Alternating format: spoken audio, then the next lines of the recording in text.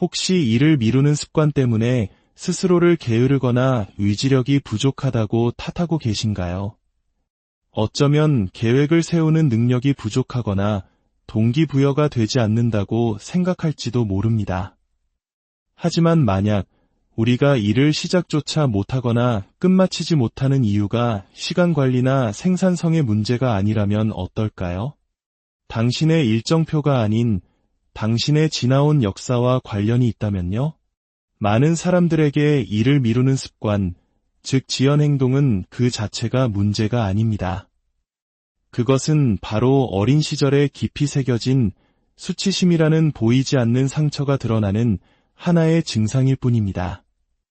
내가 저지른 행동에 대한 수치심이 아니라 세상이 나에게 강요했던 존재에 대한 수치심 말입니다. 오늘 우리는 스위스의 위대한 정신분석가 칼 융의 통찰을 통해 이 문제의 근원을 탐색해보고자 합니다. 다른 사람의 시선 앞에 서는 것이 그토록 깊은 두려움을 유발하는지, 그리고 이 두려움을 치유하는 것이 어떻게 단순히 일을 끝마치는 것을 넘어 마침내 나답게 살아갈 자유를 되찾는 열쇠가 될 수 있는지 함께 이야기 나누겠습니다. 오늘 이 이야기가 당신의 마음에 깊은 울림을 준다면 잠시 시간을 내어 구독과 공유를 눌러주세요.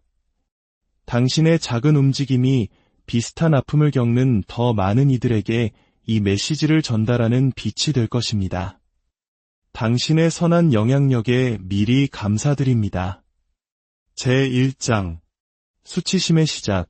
너는 너무 과해라는 말을 처음 들었을 때 우리는 보통 수치심을 잘못된 행동을 했을 때 느끼는 감정이라고 생각합니다. 하지만 한 사람의 성인 시절을 송두리째 흔드는 깊은 수치심은 단 한 번의 실수에서 비롯되지 않습니다. 그것은 나의 존재 자체가 잘못되었다고 느끼게 만드는 반복된 경험에서 시작됩니다. 그 시작은 너무나도 이른 시기여서 우리 스스로 그것이 얼마나 깊이 내 자아에 뿌리내렸는지조차 인지하지 못할 때가 많습니다. 아마 당신은 그저 어린아이답게 당신 자신이었을 뿐이었을 겁니다. 호기심이 넘쳐 질문이 많았고 에너지가 넘쳤으며 감정이 풍부한 아이였을지 모릅니다. 쉽게 눈물을 터뜨리거나 온 집안이 떠나가라 웃었을 수도 있습니다. 혹은 거대한 꿈과 누구도 막을 수 없는 상상력을 가진 아이였을지도 모르죠. 바로 그때 누군가가 반응했습니다. 좀 진정해. 나이값 좀 해라. 왜 그렇게 유난스럽게 구니? 어쩌면 말은 없었을지도 모릅니다. 그저 실망 가득한 눈빛으로 당신을 쳐다보거나 당신에게 가장 필요했던 따뜻한 애정을 거두어 버렸을 수도 있습니다. 어린 당신은 그 이유를 이해할 수 없었습니다.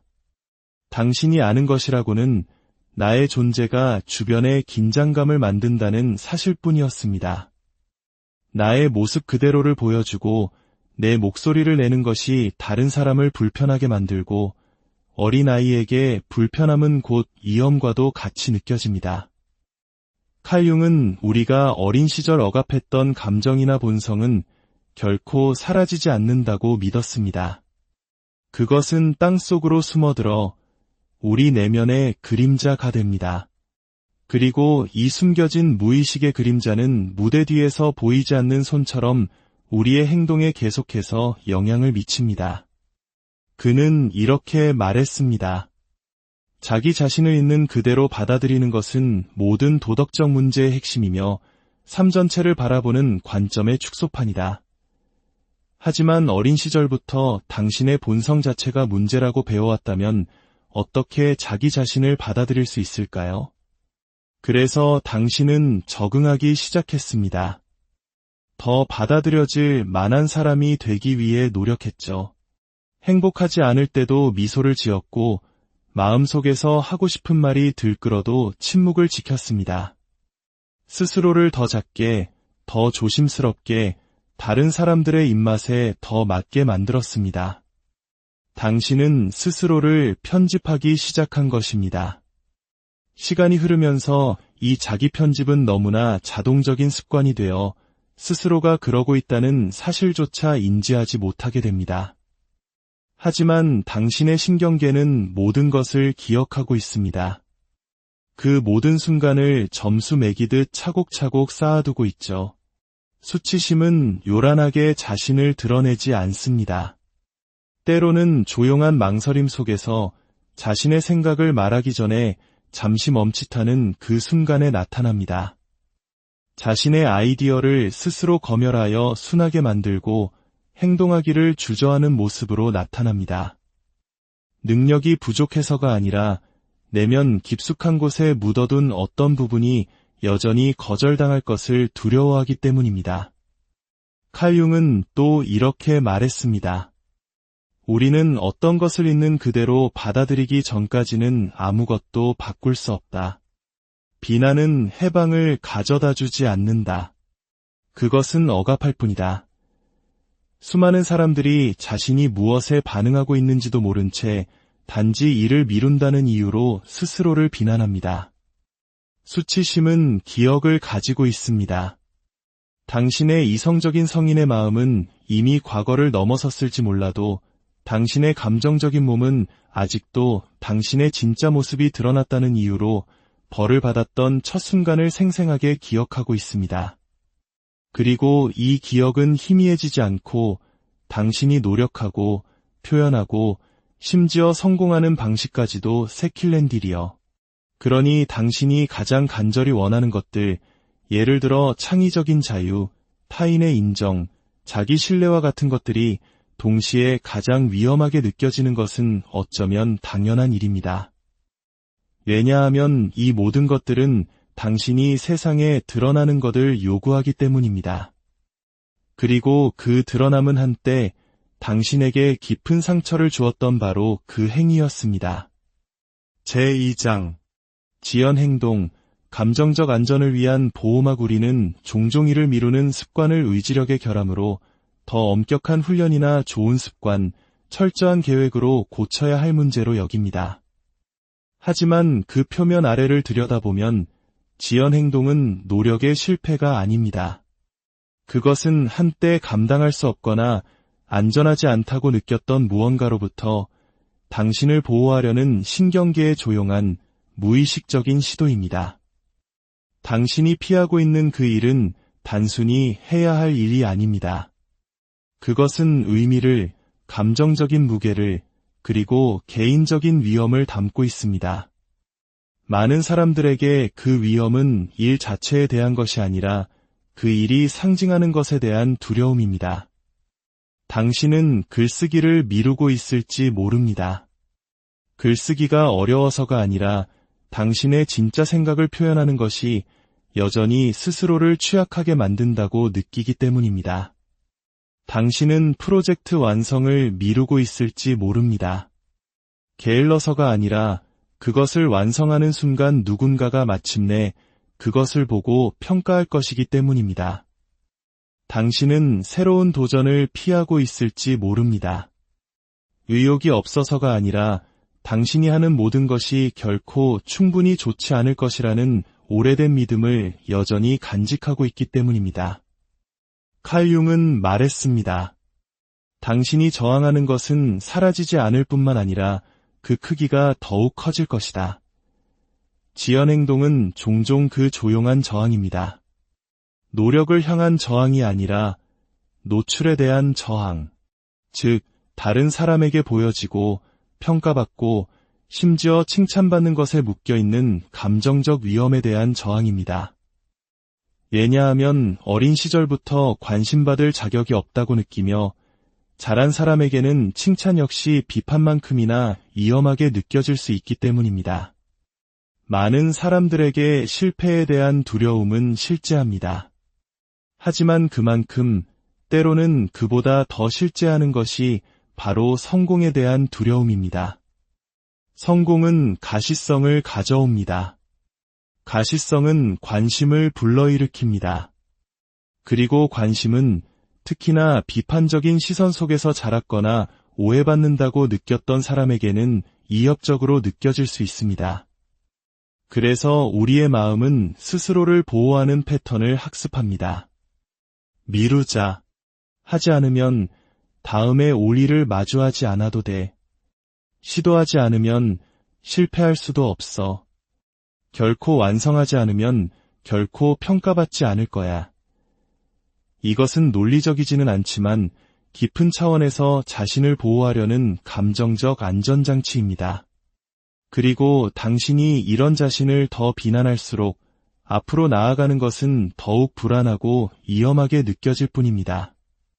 지연 행동은 바로 그 방어 기제 중 하나이며 감정적인 고통을 피하려는 미묘한 방식입니다. 당신은 무엇을 두려워하는지 의식하지 못할 수도 있지만 당신의 몸은 기억합니다. 과거에 거절당했을 때의 따끔함, 지적당했을 때의 굴욕감, 용기 내어 진실을 말했지만 아무도 응답하지 않았을 때의 침묵을 기억합니다. 그래서 지금 행동해야 할 때가 오면 당신의 신경계는 주저합니다. 이것은 약함의 신호가 아닙니다. 이것은 당신의 역사가 남긴 흔적이며 당신의 노력이 감정적 위험과 연결되었던 과거의 순간이 있었다는 신호입니다. 이제 지연 행동을 도덕적 실패가 아닌 하나의 메시지로 바라볼 수 있습니다. 당신 안에 무언가가 여전히 안전하지 않다고 느끼고 있다는 메시지. 당신 안에 무언가가 압박이 아닌 부드러움을, 처벌이 아닌 이해를 필요로 한다는 신호입니다. 당신은 더 열심히 자신을 밀어붙여서 지연 행동을 극복할 필요가 없습니다. 대신 당신의 어떤 부분이 두려워하고 있는지, 그리고 왜 그런지를 이해해야 합니다. 바로 거기서부터 치유가 시작됩니다. 제3장 가면을 쓴 나, 페르소나 vs 숨겨진 진짜 나. 우리는 자신을 있는 그대로 드러내는 것이 안전하지 않다고 느끼는 환경에서 자라면서 감정적인 생존의 필수적인 기술을 배웁니다. 바로 가면을 쓰는 법입니다. 이 가면은 거울로는 볼 수 없는 종류의 것입니다. 솔직한 말을 하려다가 대신 예의 바른 말을 할 때 진짜 생각을 나누고 싶지만 대신 남들이 받아들일 만한 내용으로 걸러낼 때 우리는 이 가면을 느낄 수 있습니다. 칼 융은 이 가면을 페르소나라고 불렀습니다. 페르소나는 사랑받기 위해, 인정받기 위해, 갈등을 피하기 위해 만들어진 당신의 모습입니다. 그것은 사회적인 자아이며 완전히 솔직해지는 것이 너무 위험하게 느껴지는 상황에서 당신이 내세우는 모습입니다. 문제는 페르소나를 가지고 있다는 것 자체가 아닙니다. 우리 모두는 페르소나를 가지고 있으며 이는 세상을 살아가는 데 도움이 됩니다. 하지만 페르소나가 우리가 보여주는 유일한 모습이 될 때 가면이 너무나 영구적이 되어 그 아래에 있는 진짜 내 얼굴을 잊어버리기 시작할 때 문제는 시작됩니다. 바로 이 지점에서 지연 행동이 나타날 수 있습니다. 시간 관리의 문제가 아닌 정체성의 갈등으로서 말입니다. 당신 앞에 놓인 과제가 진정성, 감정적 현존, 창의성, 혹은 진정한 취약성을 요구할 때 그 과제는 당신에게 가면 뒤에 사는 당신의 일부, 즉 숨겨진 자아로부터 행동하라고 요청합니다. 한때 거부당했거나 숨으라고 배웠던 세상에 드러나도 안전한지 아직 확신하지 못하는 바로 그 자아 말입니다. 이제 당신은 딜레마에 빠집니다. 가면을 쓴 페르소나는 말합니다. 기대되는 대로 하자. 하지만 더 깊은 내면의 자아는 말합니다. 나는 그런 모습으로 나설 수 없어. 이 긴장을 해결하는 대신 당신의 마음은 얼어붙습니다. 당신은 지체하고 미룹니다. 앞으로 나아가고 싶지 않아서가 아니라 인정받고 싶은 방향과 진실해지고 싶은 방향, 두 방향으로 끌어당겨지고 있기 때문입니다. 그리고 당신의 신경계는 어느 쪽이 안전한지 알지 못합니다. 오랜 시간 동안 이런 단절이 계속되면 에너지는 고갈되고 동기부여를 잃게 됩니다. 왜 그런지 이유도 모른 채 말이죠. 한때 할 만해 보였던 일들이 이제는 감당할 수 없게 느껴집니다. 그것은 당신의 숨겨진 자아, 즉 당신의 진짜 가치, 욕망, 목소리를 간직한 부분이 소외되었기 때문입니다. 그리고 그 부분이 너무 오랫동안 침묵을 강요당하면 더 이상 협조하기를 멈춥니다. 바로 그때 당신은 이를 미루게 됩니다. 게을러서가 아니라 당신의 일부가 강요된 거짓된 삶에 대해 반란을 일으키고 있기 때문입니다. 칼 융은 경고했습니다. 밖을 보는 자는 꿈을 꾸고 안을 보는 자는 깨어난다. 외부의 인정에만 의존할 때 당신은 페르소나를 중심으로 삶을 구축합니다. 하지만 내면으로 눈을 돌릴 때 당신은 가면 뒤에 진짜 자신과 다시 연결되기 시작합니다. 바로 그때 변화가 일어납니다.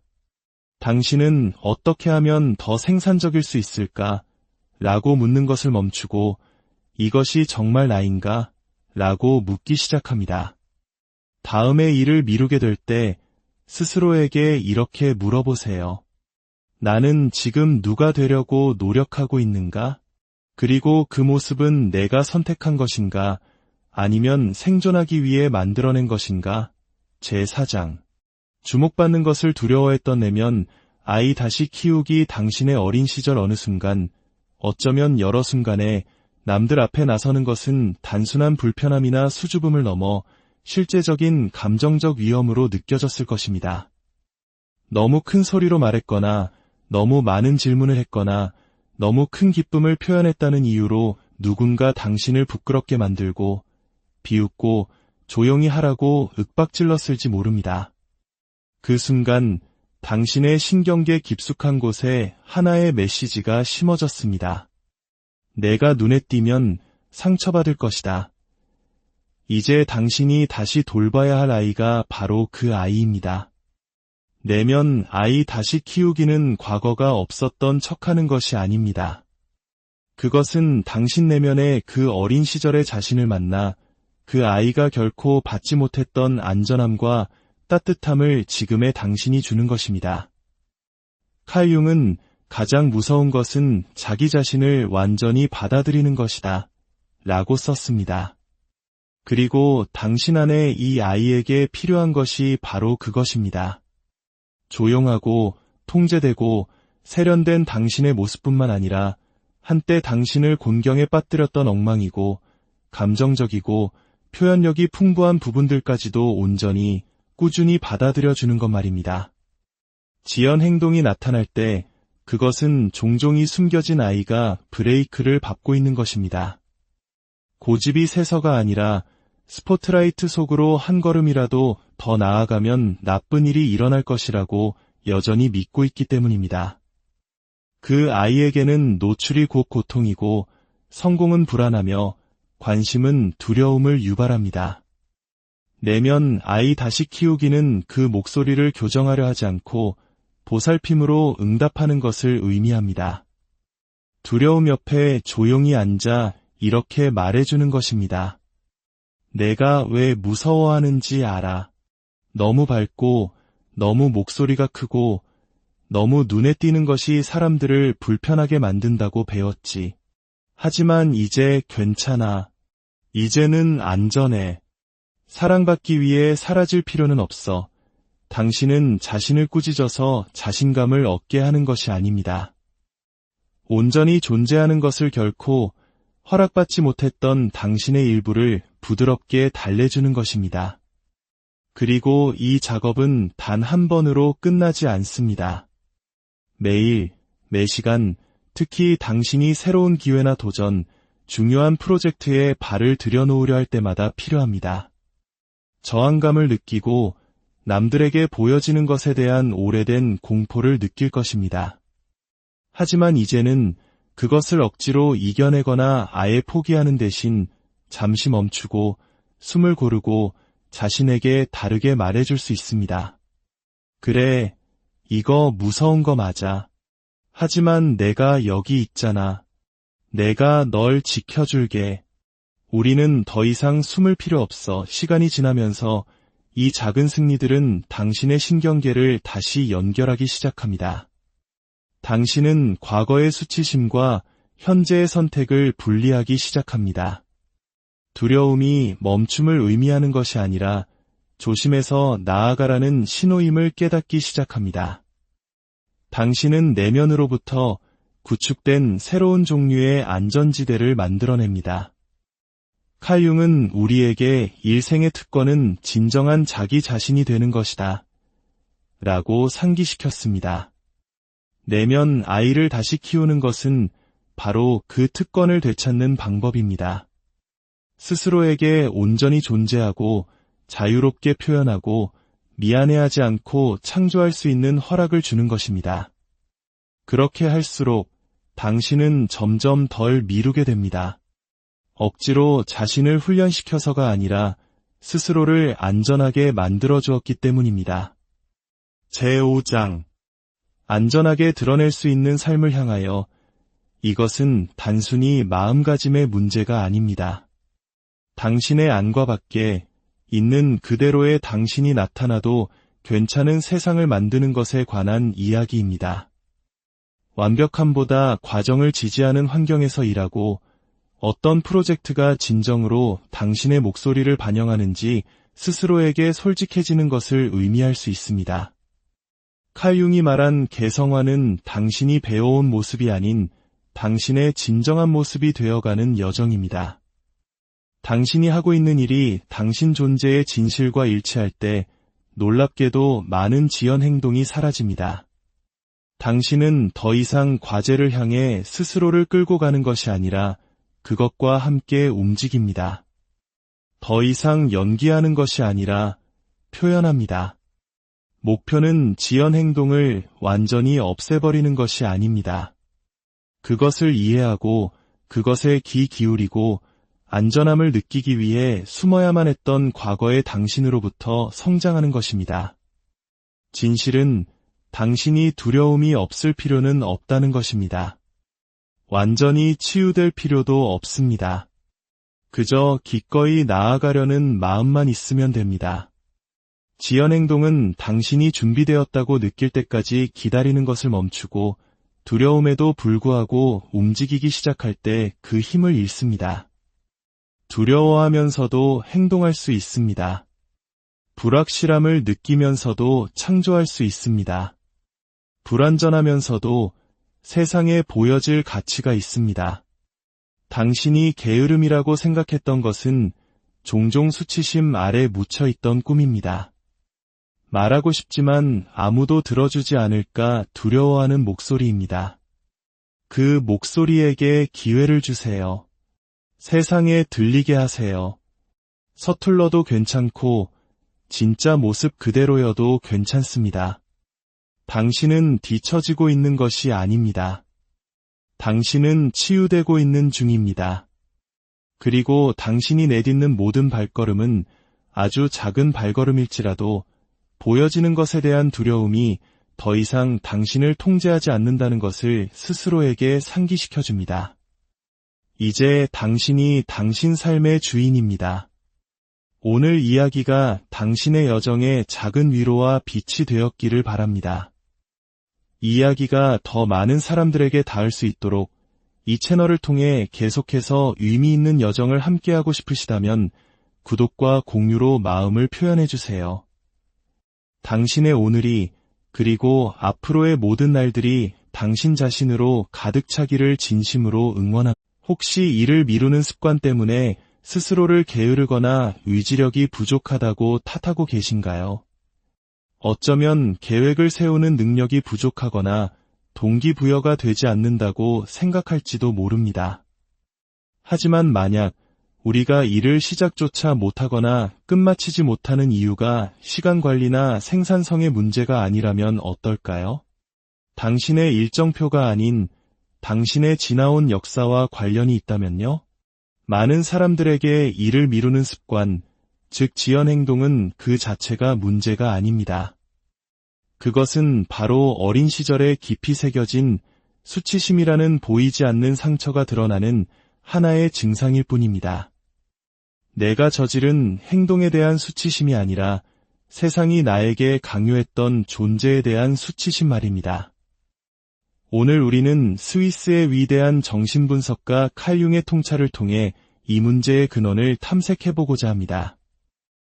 다른 사람의 시선 앞에 서는 것이 그토록 깊은 두려움을 유발하는지, 그리고 이 두려움을 치유하는 것이 어떻게 단순히 일을 끝마치는 것을 넘어 마침내 나답게 살아갈 자유를 되찾는 열쇠가 될 수 있는지 함께 이야기 나누겠습니다.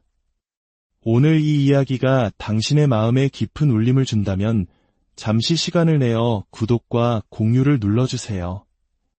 당신의 작은 움직임이 비슷한 아픔을 겪는 더 많은 이들에게 이 메시지를 전달하는 빛이 될 것입니다. 당신의 선한 영향력에 미리 감사드립니다. 제1장 수치심의 시작. 너는 너무 과해라는 말을 처음 들었을 때 우리는 보통 수치심을 잘못된 행동을 했을 때 느끼는 감정이라고 생각합니다. 하지만 한 사람의 성인 시절을 송두리째 흔드는 깊은 수치심은 단 한 번의 실수에서 비롯되지 않습니다. 그것은 나의 존재 자체가 잘못되었다고 느끼게 만드는 반복된 경험에서 시작됩니다. 그 시작은 너무나도 이른 시기여서 우리 스스로 그것이 얼마나 깊이 내 자아에 뿌리내렸는지조차 인지하지 못할 때가 많습니다. 아마 당신은 그저 어린아이답게 당신 자신이었을 뿐이었을 겁니다. 호기심이 넘쳐 질문이 많았고 에너지가 넘쳤으며 감정이 풍부한 아이였을지 모릅니다. 쉽게 눈물을 터뜨리거나 온 집안이 떠나가라 웃었을 수도 있습니다. 혹은 거대한 꿈과 누구도 막을 수 없는 상상력을 가진 아이였을지도 모르죠. 바로 그때 누군가가 반응했습니다. 좀 진정해. 나이값 좀 해라. 왜 그렇게 유난스럽게 구니? 어쩌면 말은 없었을지도 모릅니다. 그저 실망 가득한 눈빛으로 당신을 쳐다보거나 당신에게 가장 필요했던 따뜻한 애정을 거두어 버렸을 수도 있습니다. 어린 당신은 그 이유를 이해할 수 없었습니다. 당신이 아는 것이라고는 나의 존재가 주변에 긴장감을 만든다는 사실뿐이었습니다. 나의 모습 그대로를 보여주고 내 목소리를 내는 것이 다른 사람을 불편하게 만들고 어린아이에게 불편함은 곧 위험과도 같이 느껴집니다. 칼 융은 우리가 어린 시절 억압했던 감정이나 본성은 결코 사라지지 않는다고 믿었습니다. 그것은 땅속으로 숨어들어 우리 내면의 그림자가 됩니다.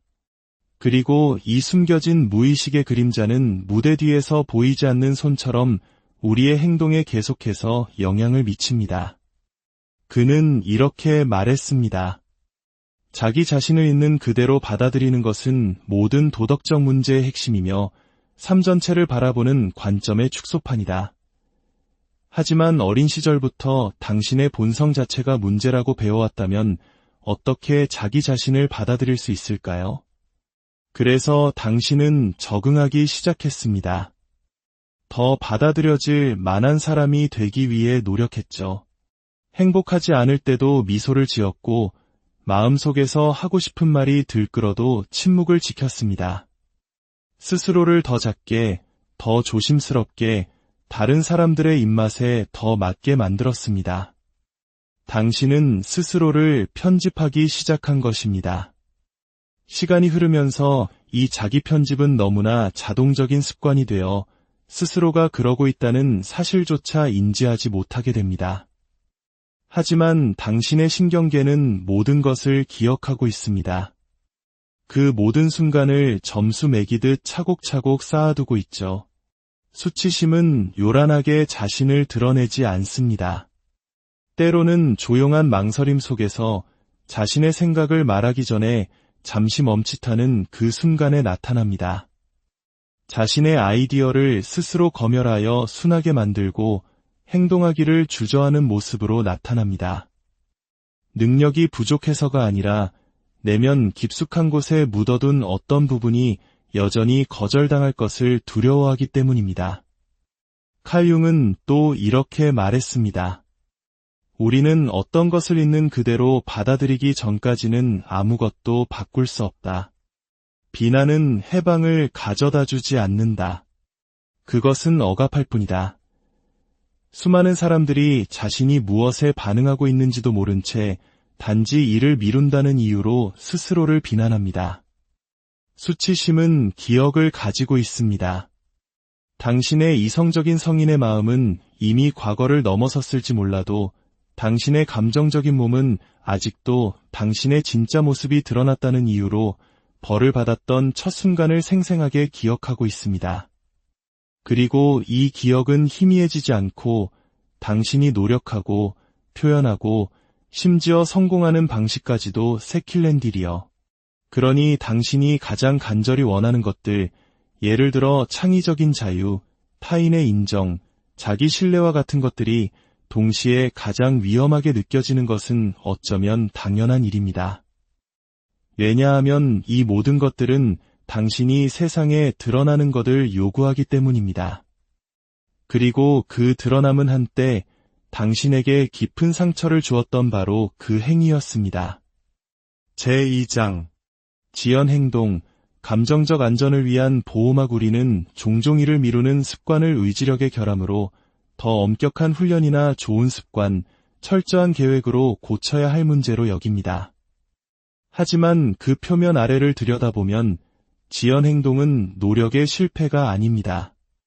그것은 한때 감당할 수 없거나 안전하지 않다고 느꼈던 무언가로부터 당신을 보호하려는 신경계의 조용한 무의식적인 시도입니다. 당신이 피하고 있는 그 일은 단순히 해야 할 일이 아닙니다. 그것은 의미를, 감정적인 무게를, 그리고 개인적인 위험을 담고 있습니다. 많은 사람들에게 그 위험은 일 자체에 대한 것이 아니라 그 일이 상징하는 것에 대한 두려움입니다. 당신은 글쓰기를 미루고 있을지 모릅니다. 글쓰기가 어려워서가 아니라 당신의 진짜 생각을 표현하는 것이 여전히 스스로를 취약하게 만든다고 느끼기 때문입니다. 당신은 프로젝트 완성을 미루고 있을지 모릅니다. 게을러서가 아니라 그것을 완성하는 순간 누군가가 마침내 그것을 보고 평가할 것이기 때문입니다. 당신은 새로운 도전을 피하고 있을지 모릅니다. 의욕이 없어서가 아니라 당신이 하는 모든 것이 결코 충분히 좋지 않을 것이라는 오래된 믿음을 여전히 간직하고 있기 때문입니다. 칼 융은 말했습니다. 당신이 저항하는 것은 사라지지 않을 뿐만 아니라 그 크기가 더욱 커질 것이다. 지연 행동은 종종 그 조용한 저항입니다. 노력을 향한 저항이 아니라 노출에 대한 저항, 즉 다른 사람에게 보여지고 평가받고 심지어 칭찬받는 것에 묶여있는 감정적 위험에 대한 저항입니다. 왜냐하면 어린 시절부터 관심받을 자격이 없다고 느끼며 자란 사람에게는 칭찬 역시 비판만큼이나 위험하게 느껴질 수 있기 때문입니다. 많은 사람들에게 실패에 대한 두려움은 실제합니다. 하지만 그만큼 때로는 그보다 더 실제하는 것이 바로 성공에 대한 두려움입니다. 성공은 가시성을 가져옵니다. 가시성은 관심을 불러일으킵니다. 그리고 관심은 특히나 비판적인 시선 속에서 자랐거나 오해받는다고 느꼈던 사람에게는 이협적으로 느껴질 수 있습니다. 그래서 우리의 마음은 스스로를 보호하는 패턴을 학습합니다. 미루자. 하지 않으면 다음에 올 일을 마주하지 않아도 돼. 시도하지 않으면 실패할 수도 없어. 결코 완성하지 않으면 결코 평가받지 않을 거야. 이것은 논리적이지는 않지만 깊은 차원에서 자신을 보호하려는 감정적 안전장치입니다. 그리고 당신이 이런 자신을 더 비난할수록 앞으로 나아가는 것은 더욱 불안하고 위험하게 느껴질 뿐입니다. 지연 행동은 바로 그 방어기제 중 하나이며 감정적인 고통을 피하려는 미묘한 방식입니다. 당신은 무엇을 두려워하는지 의식하지 못할 수도 있지만 당신의 몸은 기억합니다. 과거에 거절당했을 때의 따끔함, 지적당했을 때의 굴욕감, 용기 내어 진실을 말했지만 아무도 응답하지 않았을 때의 침묵을 기억합니다. 그래서 지금 행동해야 할 때가 오면 당신의 신경계는 주저합니다. 이것은 약함의 신호가 아닙니다. 이것은 당신의 역사가 남긴 흔적이며 당신의 노력이 감정적 위험과 연결되었던 과거의 순간이 있었다는 신호입니다. 이제 지연 행동을 도덕적 실패가 아닌 하나의 메시지로 바라볼 수 있습니다. 당신 안에 무언가가 여전히 안전하지 않다고 느끼고 있다는 메시지. 당신 안에 무언가가 압박이 아닌 부드러움을, 처벌이 아닌 이해를 필요로 한다는 신호입니다. 당신은 더 열심히 자신을 밀어붙여서 지연 행동을 극복할 필요가 없습니다. 대신 당신의 어떤 부분이 두려워하고 있는지, 그리고 왜 그런지를 이해해야 합니다. 바로 거기서부터 치유가 시작됩니다. 제3장 가면을 쓴 나, 페르소나 vs 숨겨진 진짜 나. 우리는 자신을 있는 그대로 드러내는 것이 안전하지 않다고 느끼는 환경에서 자라면서 감정적인 생존의 필수적인 기술을 배웁니다. 바로 가면을 쓰는 법입니다. 이 가면은 거울로는 볼 수 없는 종류의 것입니다. 솔직한 말을 하려다가 대신 예의 바른 말을 할 때, 진짜 생각을 나누고 싶지만 대신 남들이 받아들일 만한 내용으로 걸러낼 때 우리는 이 가면을 느낄 수 있습니다. 칼 융은 이 가면을 페르소나라고 불렀습니다. 페르소나는 사랑받기 위해, 인정받기 위해, 갈등을 피하기 위해 만들어진 당신의 모습입니다. 그것은 사회적인 자아이며 완전히 솔직해지는 것이 너무 위험하게 느껴지는 상황에서 당신이 내세우는 모습입니다. 문제는 페르소나를 가지고 있다는 것 자체가 아닙니다. 우리 모두는 페르소나를 가지고 있으며 이는 세상을 살아가는 데 도움이 됩니다.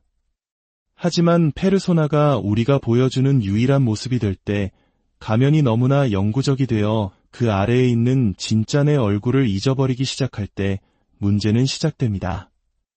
바로 이 지점에서 지연 행동이 나타날 수 있습니다. 시간 관리의 문제가 아닌 정체성의 갈등으로서 말입니다. 당신 앞에 놓인 과제가 진정성, 감정적 현존, 창의성, 혹은 진정한 취약성을 요구할 때 그 과제는 당신에게 가면 뒤에 사는 당신의 일부, 즉 숨겨진 자아로부터 행동하라고 요청합니다. 한때 거부당했거나 숨으라고 배웠던, 세상에 드러나도 안전한지 아직 확신하지 못하는 바로 그 자아 말입니다. 이제 당신은 딜레마에 빠집니다. 가면을 쓴 페르소나는 말합니다. 기대되는 대로 하자. 하지만 더 깊은 내면의 자아는 말합니다. 나는 그런 모습으로 나설 수 없어. 이 긴장을 해결하는 대신 당신의 마음은 얼어붙습니다. 당신은 지체하고 미룹니다. 앞으로 나아가고 싶지 않아서가 아니라 인정받고 싶은 방향과 진실해지고 싶은 방향, 두 방향으로 끌어당겨지고 있기 때문입니다. 그리고 당신의 신경계는 어느 쪽이 안전한지 알지 못합니다. 오랜 시간 동안 이런 단절이 계속되면 에너지는 고갈되고 동기부여를 잃게 됩니다. 왜 그런지 이유도 모른 채 말이죠. 한때 할 만해 보였던 일들이 이제는 감당할 수 없게 느껴집니다. 그것은 당신의 숨겨진 자아, 즉 당신의 진짜 가치, 욕망, 목소리를 간직한 부분이 소외되었기 때문입니다. 그리고 그 부분이 너무 오랫동안 침묵을 강요당하면 더 이상 협조하기를 멈춥니다. 바로 그때 당신은 이를 미루게 됩니다. 게을러서가 아니라 당신의 일부가 강요된 거짓된 삶에 대해 반란을 일으키고 있기 때문입니다. 칼 융은 경고했습니다. 밖을 보는 자는 꿈을 꾸고 안을 보는 자는 깨어난다. 외부의 인정에만 의존할 때 당신은 페르소나를 중심으로 삶을 구축합니다. 하지만 내면으로 눈을 돌릴 때 당신은 가면 뒤에 진짜 자신과 다시 연결되기 시작합니다. 바로 그때 변화가 일어납니다. 당신은 어떻게 하면 더 생산적일 수 있을까? 라고 묻는 것을 멈추고 이것이 정말 나인가? 라고 묻기 시작합니다. 다음에 일을 미루게 될 때 스스로에게 이렇게 물어보세요. 나는 지금 누가 되려고 노력하고 있는가? 그리고 그 모습은 내가 선택한 것인가? 아니면 생존하기 위해 만들어낸 것인가? 제4장.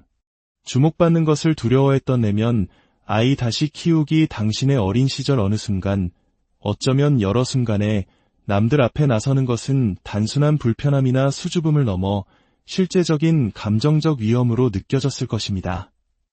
너무 큰 소리로 말했거나 너무 많은 질문을 했거나 너무 큰 기쁨을 표현했다는 이유로 누군가 당신을 부끄럽게 만들고 비웃고 조용히 하라고 윽박질렀을지 모릅니다.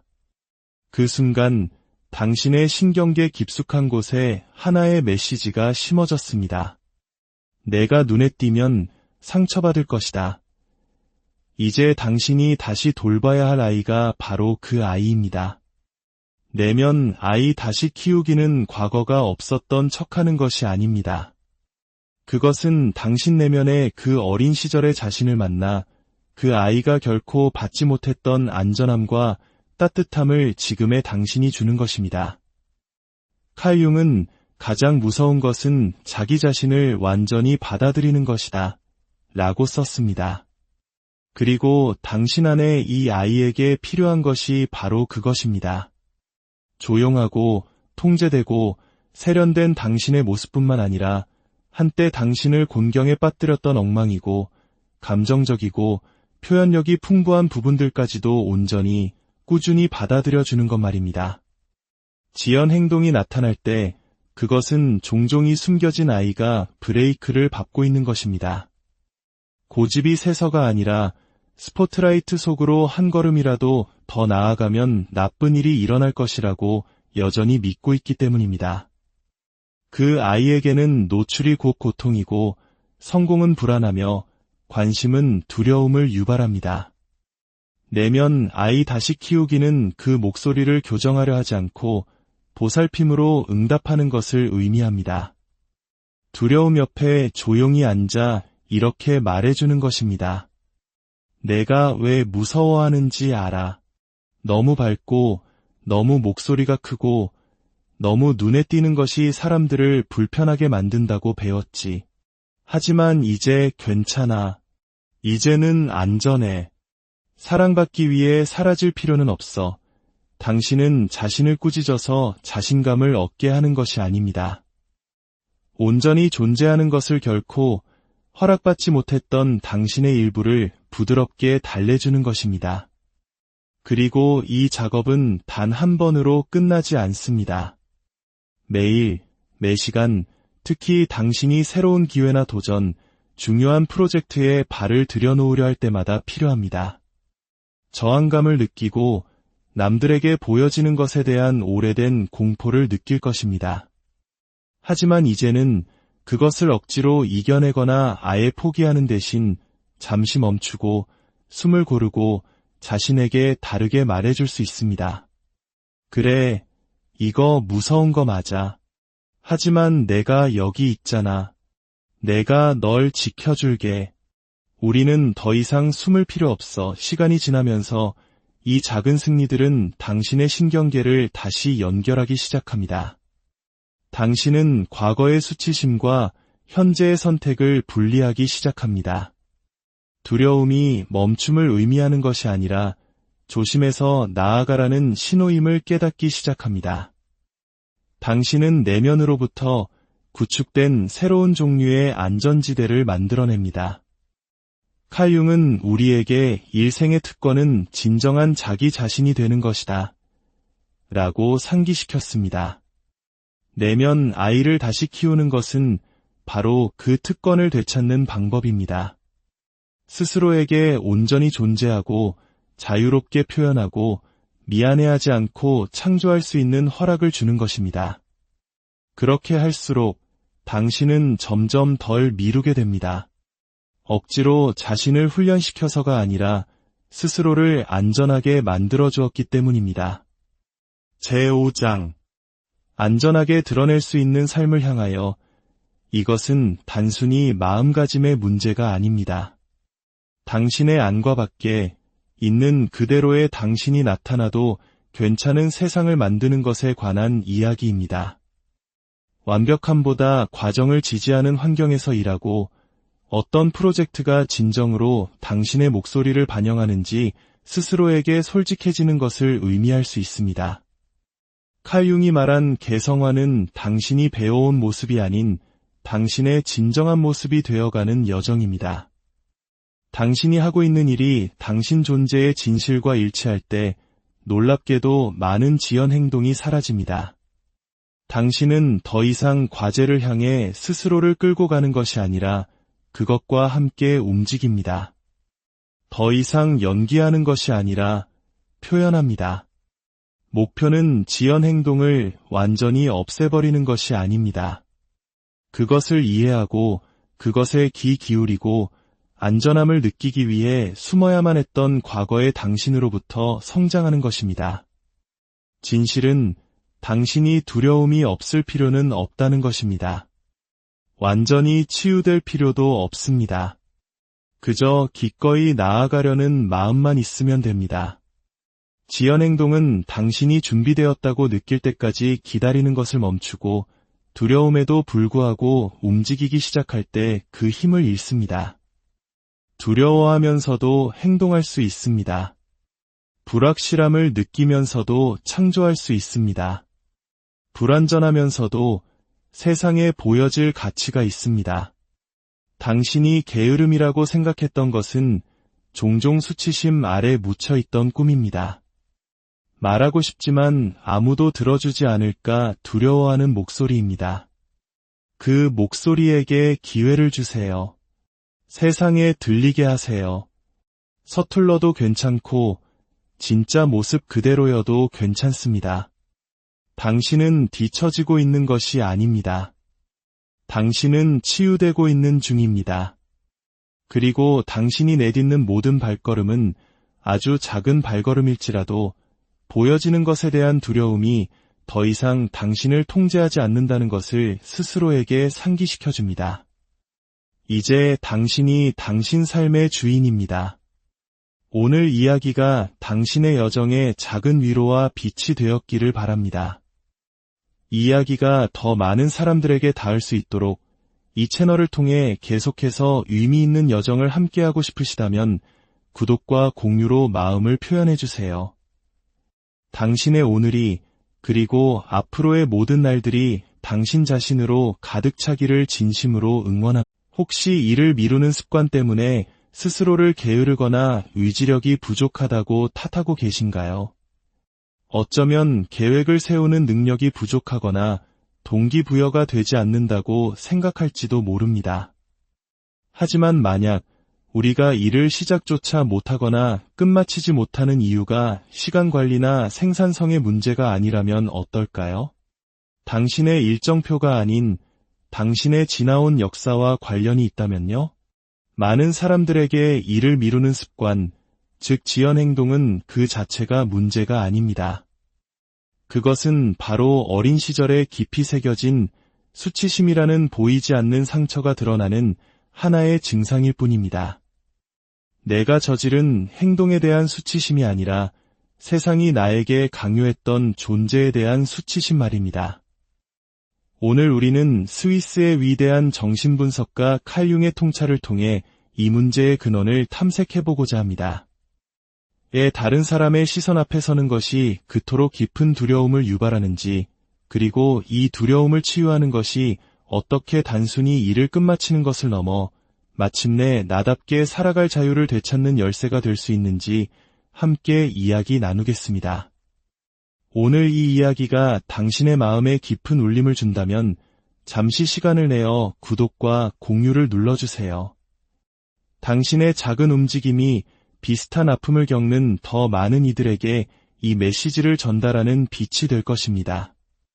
당신의 선한 영향력에 미리 감사드립니다. 제1장 수치심의 시작.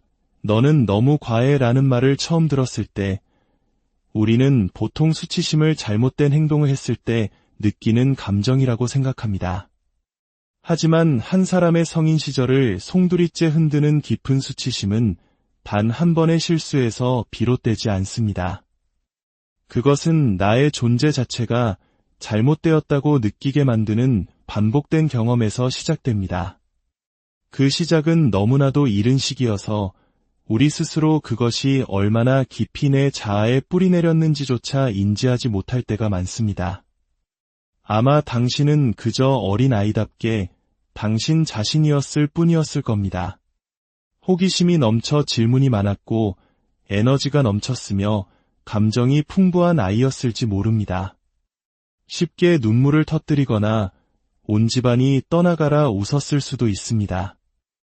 혹은 거대한 꿈과 누구도 막을 수 없는 상상력을 가진 아이였을지도 모르죠. 바로 그때 누군가가 반응했습니다. 좀 진정해. 나이값 좀 해라. 왜 그렇게 유난스럽게 구니? 어쩌면 말은 없었을지도 모릅니다. 그저 실망 가득한 눈빛으로 당신을 쳐다보거나 당신에게 가장 필요했던 따뜻한 애정을 거두어 버렸을 수도 있습니다. 어린 당신은 그 이유를 이해할 수 없었습니다. 당신이 아는 것이라고는 나의 존재가 주변에 긴장감을 만든다는 사실뿐이었습니다. 나의 모습 그대로를 보여주고 내 목소리를 내는 것이 다른 사람을 불편하게 만들고 어린아이에게 불편함은 곧 위험과도 같이 느껴집니다. 칼 융은 우리가 어린 시절 억압했던 감정이나 본성은 결코 사라지지 않는다고 믿었습니다. 그것은 땅속으로 숨어들어 우리 내면의 그림자가 됩니다. 그리고 이 숨겨진 무의식의 그림자는 무대 뒤에서 보이지 않는 손처럼 우리의 행동에 계속해서 영향을 미칩니다. 그는 이렇게 말했습니다. 자기 자신을 있는 그대로 받아들이는 것은 모든 도덕적 문제의 핵심이며 삶 전체를 바라보는 관점의 축소판이다. 하지만 어린 시절부터 당신의 본성 자체가 문제라고 배워왔다면 어떻게 자기 자신을 받아들일 수 있을까요?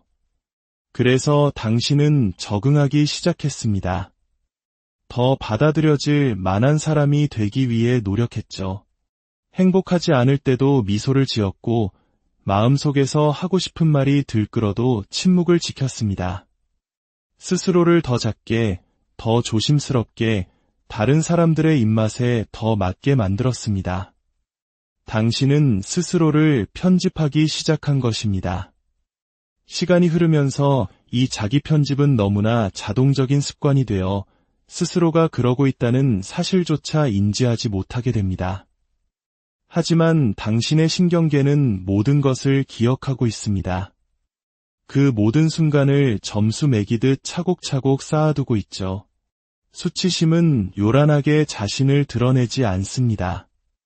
때로는 조용한 망설임 속에서 자신의 생각을 말하기 전에 잠시 멈칫하는 그 순간에 나타납니다. 자신의 아이디어를 스스로 검열하여 순하게 만들고 행동하기를 주저하는 모습으로 나타납니다. 능력이 부족해서가 아니라 내면 깊숙한 곳에 묻어둔 어떤 부분이 여전히 거절당할 것을 두려워하기 때문입니다. 칼 융은 또 이렇게 말했습니다. 우리는 어떤 것을 있는 그대로 받아들이기 전까지는 아무것도 바꿀 수 없다. 비난은 해방을 가져다 주지 않는다. 그것은 억압할 뿐이다. 수많은 사람들이 자신이 무엇에 반응하고 있는지도 모른 채 단지 이를 미룬다는 이유로 스스로를 비난합니다. 수치심은 기억을 가지고 있습니다.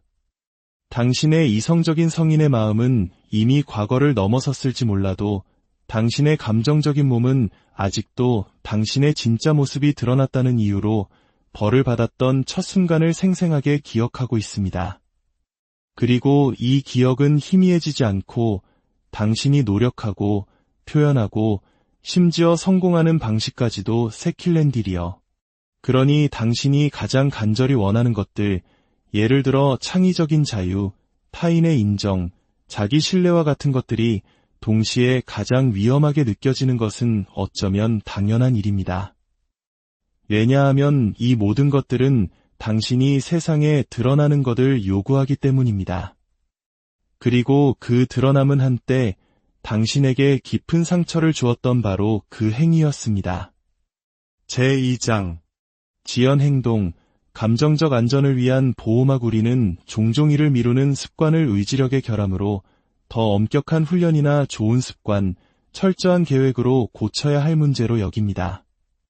하지만 그 표면 아래를 들여다보면 지연 행동은 노력의 실패가 아닙니다. 그것은 한때 감당할 수 없거나 안전하지 않다고 느꼈던 무언가로부터 당신을 보호하려는 신경계의 조용한 무의식적인 시도입니다. 당신이 피하고 있는 그 일은 단순히 해야 할 일이 아닙니다. 그것은 의미를, 감정적인 무게를, 그리고 개인적인 위험을 담고 있습니다. 많은 사람들에게 그 위험은 일 자체에 대한 것이 아니라 그 일이 상징하는 것에 대한 두려움입니다. 당신은 글쓰기를 미루고 있을지 모릅니다. 글쓰기가 어려워서가 아니라 당신의 진짜 생각을 표현하는 것이 여전히 스스로를 취약하게 만든다고 느끼기 때문입니다. 당신은 프로젝트 완성을 미루고 있을지 모릅니다. 게을러서가 아니라 그것을 완성하는 순간 누군가가 마침내 그것을 보고 평가할 것이기 때문입니다. 당신은 새로운 도전을 피하고 있을지 모릅니다. 의욕이 없어서가 아니라 당신이 하는 모든 것이 결코 충분히 좋지 않을 것이라는 오래된 믿음을 여전히 간직하고 있기 때문입니다. 칼 융은 말했습니다. 당신이 저항하는 것은 사라지지 않을 뿐만 아니라 그 크기가 더욱 커질 것이다. 지연 행동은 종종 그 조용한 저항입니다.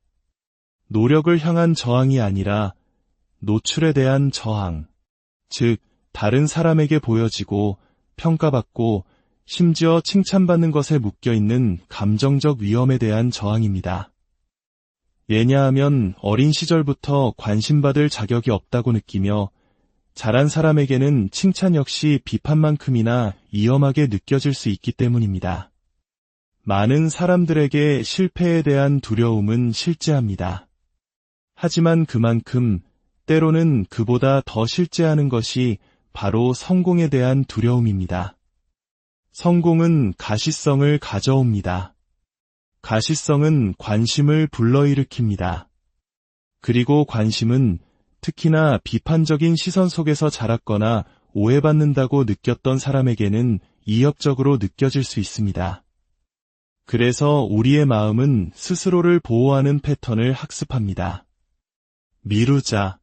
하지 않으면 다음에 올 일을 마주하지 않아도 돼. 시도하지 않으면 실패할 수도 없어. 결코 완성하지 않으면 결코 평가받지 않을 거야. 이것은 논리적이지는 않지만 깊은 차원에서 자신을 보호하려는 감정적 안전장치입니다. 그리고 당신이 이런 자신을 더 비난할수록 앞으로 나아가는 것은 더욱 불안하고 위험하게 느껴질 뿐입니다. 지연 행동은 바로 그 방어기제 중 하나이며 감정적인 고통을 피하려는 미묘한 방식입니다.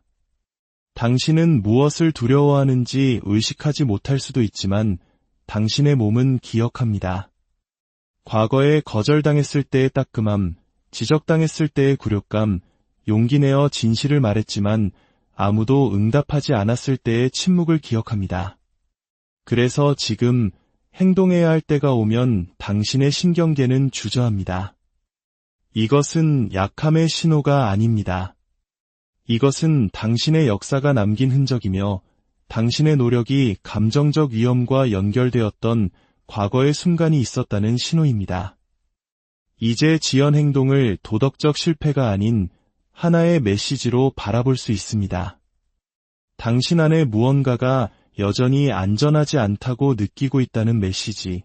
당신 안에 무언가가 압박이 아닌 부드러움을, 처벌이 아닌 이해를 필요로 한다는 신호입니다. 당신은 더 열심히 자신을 밀어붙여서 지연 행동을 극복할 필요가 없습니다. 대신 당신의 어떤 부분이 두려워하고 있는지, 그리고 왜 그런지를 이해해야 합니다. 바로 거기서부터 치유가 시작됩니다. 제3장 가면을 쓴 나, 페르소나 vs 숨겨진 진짜, 우리는 자신을 있는 그대로 드러내는 것이 안전하지 않다고 느끼는 환경에서 자라면서 감정적인 생존에 필수적인